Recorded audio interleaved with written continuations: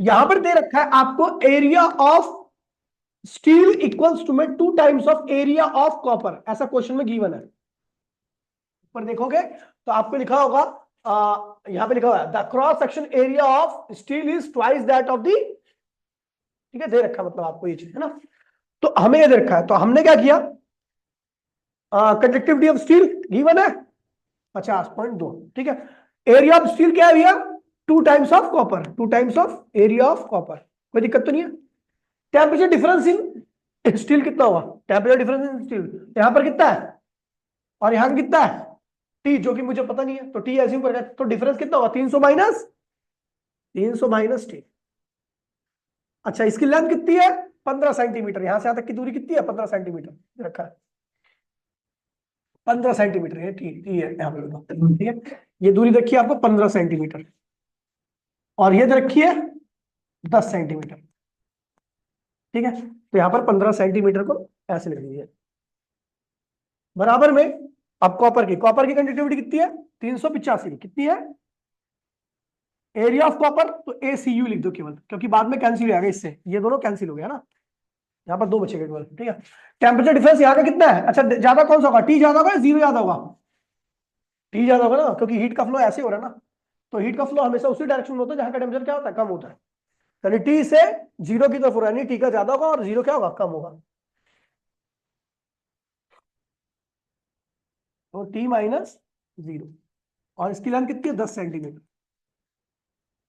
Solve कर लीजिए, आपका टी आ गया भैया, टी निकाल लोगे यहाँ पे आसानी से। चलो अब आते भैया बात करते हैं, क्वेश्चन आसान था ना, लेकिन क्वेश्चन की लंबाई इतनी है कि बच्चे की हालत खराब हो सकती है, इतनी लंबाई है। कन्वेक्शन, आपको याद होगा मैंने बताया था, कन्वेक्शन एक ऐसा प्रोसेस है जिसमें हीट का ट्रांसफर मॉलिक्यूल्स की एक्चुअल मूवमेंट की वजह से होता है। इट इज द प्रोसेस, चलेगा भाई, it is the process by which heat from one region जहां का टेम्परेचर क्या है हाई है, टू रीजन जहां का टेम्परेचर क्या है, by the actual movement of, यहां पर एक्चुअल मूवमेंट होती है मटेरियल पार्टिकल की, ठीक है। अब फ्लूइड की बात करूं तो फ्लूइड में दोनों चीज आती है, ठीक है। अब फ्लूइड का जो ये कन्वेक्शन होता है, फ्लूइड के अंदर जो कन्वेक्शन होता है, जो फ्लूइड गर्म हो जाता है उसकी डेंसिटी क्या होती है कम हो जाती है, वो हमेशा कहा जाता है हाईयर डेंसिटी के ऊपर, ठीक है। तो इस तरीके से फ्लूइड के थ्रू हीट भी आपकी क्या होती है ट्रांसफर हो जाती है। तो यानी आपका जो यहां पर आप देख रहे हो कि जो ट्रांसफर हो रहा है हीट का, वो डेंसिटी डिफरेंस की वजह से भी हो रहा है ना। गर्म किया, फ्लूइड की डेंसिटी क्या होगी कम, तो उसकी डेंसिटी कम होते के साथ ही हीट कहां चलेगी ऊपर, यानी डेंसिटी डिफरेंस भी कन्वेक्शन में बहुत बड़ा रोल प्ले करती है। ये लिखा हुआ लिखा हुआ है fluid are heated mainly by the process of convection, समझ गया। फ्लूइड के अंदर जो हीटिंग प्रोसेस होता है वो किसके थ्रू होता है कन्वेक्शन के थ्रू होता है। बियोंसी मतलब डेंसिटी डिफरेंस वाला जो प्रोसेस है ना वो बियोंसी कहलाएगा, ठीक है। And gravity play the important role, ठीक है, as shown in the figure. देखिए जैसे आप गर्म करोगे तो गर्म करते के साथ ही डेंसिटी क्या होगी कम हो जाएगी, डेंसिटी क्या होगी, और कम डेंसिटी वाली चीज क्या होती है ऊपर भाग जाती है। तो जो हीट थी इन मॉलिक्यूल्स के पास वो कहां पहुंच गई, है ना, तो कन्वेक्शन हुआ, क्या हुआ कन्वेक्शन। आगे बढ़ते हैं, नेचुरल कन्वेक्शन। नेचुरल कन्वेक्शन क्या है, देखिए नेचुरल कन्वेक्शन ऐसा होता है जो अपने आप होता है, हमें कुछ करने की आवश्यकता नहीं है। जैसे कहीं पर बहुत गर्मी पड़ रही है, वहां पर गर्मी की वजह से सारे मॉलिक्यूल ने हीट को एब्जॉर्ब किया, कहां चले गए ऊपर, ठीक है, किसी दूसरे रीजन में चले गए। तो वहां पर क्या हुआ कि वहां पर आपका देखोगे कि वहां पर एक तरह से प्रेशर कम हो जाएगा। जब प्रेशर कम हो जाएगा तो जहां पे प्रेशर ज्यादा है वहां से हवा चलेगी और कहां पे आएगी उस वाले प्रेशर में, तो यहाँ पे हीट का ट्रांसफर क्या हुआ, ठीक है, हुआ ना मॉलिक्यूल्स के थ्रू, तो इसे कहते हैं नेचुरल कन्वेक्शन। यहाँ पे देखिए if the material moves to difference in density of the process heat transfer is called natural convection। देखिए जहां पर गर्म हवा रहती है वहां की डेंसिटी क्या होती है कम हो जाती है, जहां पर ठंडी हवा रहती है वहां की डेंसिटी क्या होती है, और हीट जो भी चीज का फ्लो होता है वो कहां पे होता है higher density to lower density, तो पता हीट का ट्रांसफर हो गया नहीं हो गया, इसे कहते हैं नेचुरल कन्वेक्शन। फिर क्या कह रहे हैं फोर्स कन्वेक्शन।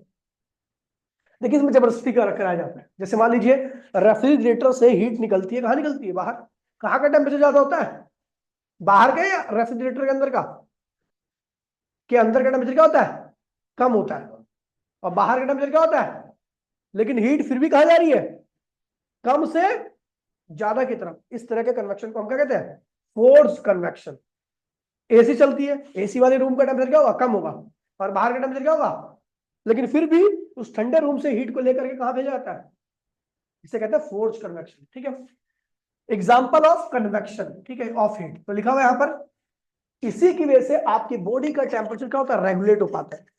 आपका अगर ये ब्लड फ्लो ना हो आपके ब्रेन में, तो आपका ब्रेन 1 मिनट के अंदर 100 डिग्री पे पहुंच जाएगा, इतनी ज्यादा हीट प्रोड्यूस होती है यहाँ पे। लेकिन ब्लड फ्लो की वजह से यहां से ब्लड फ्लो करता है और सारी हीट को लेकर के क्या होता है? पूरी बॉडी के अंदर मतलब फैला देता है, और बॉडी के अंदर फैला करके आपकी बॉडी का टेम्परेचर क्या होता है? बाहर के टेम्परेचर, जैसे बाहर का टेम्परेचर कम है और बॉडी का टेम्परेचर क्या है? ज्यादा है, तो हीट लॉस कर दी जाती है पूरी बॉडी के थ्रू। अगर केवल ब्लड का फ्लो नहीं होता तो आपकी बॉडी में हीट, सर का टेम्परेचर क्या होगा? सबसे ज्यादा आपको पता होना चाहिए ना, आपकी बॉडी में सबसे ज्यादा एनर्जी कंज्यूमिंग पार्ट जो है आपका ब्रेन है, क्योंकि सारी चीजों को ये रेगुलेट करता है।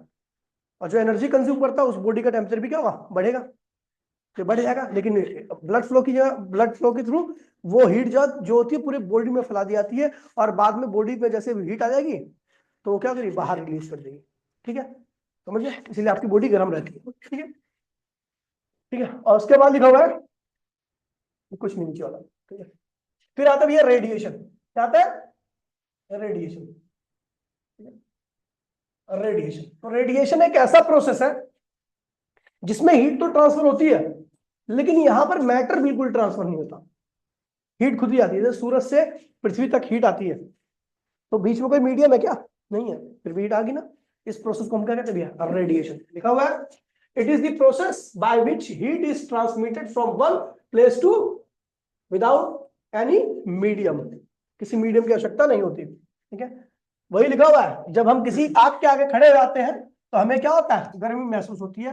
ये क्यों होता है? क्योंकि रेडिएशन के थ्रू उसकी हीट हमें आज तक पहुंच गई। बिल्कुल सेम सूरज से आने वाली अर्थ की तरफ जो रेडिएशन होती है, वो भी अपने साथ इसी मेथड से क्या लाती है? हीट लाती है। समझ गया? ठीक है, न्यूटन्स लॉ तो बात भी है क्या पेज? ठीक है, चलो इसे कल ही कराऊंगा, क्योंकि ये नया टॉपिक है, इसमें क्वेश्चन भी है साथ में, टेस्ट तो कल ही से हुआ। ठीक है, आज भैया इस रिकॉर्डिंग को दोबारा देख लेना, अच्छे से कर लेना। ठीक है, मिलते हैं अगली क्लास में। टाटा बाय बाय, जय हिंद, जय भारत।